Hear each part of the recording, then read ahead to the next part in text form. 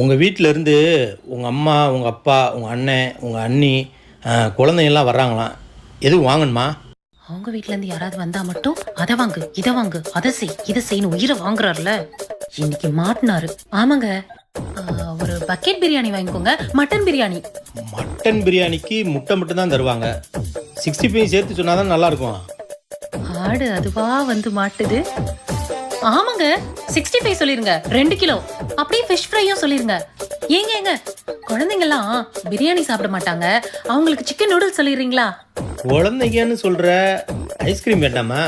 ஆமாங்க ஐஸ்கிரீமும் சொல்லிருங்க. சரி மச்சான், கேட்டுச்சா? வரும்போது இதெல்லாம் வாங்கிட்டு வந்துருங்க. எந்த மச்சான்?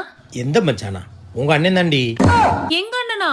அவன் தாண்டி வரும்போது ஏதாவது வேணுமா சொல்லுங்க, வாங்கிட்டு வர்றேன். நீங்க ஏன் மாப்பிள்ள அலையிறீங்க அப்படின்னு சொன்னான். வேற எதுவும் வாங்கணுமா சொல்லு. மச்சான் பேரு மதுரை.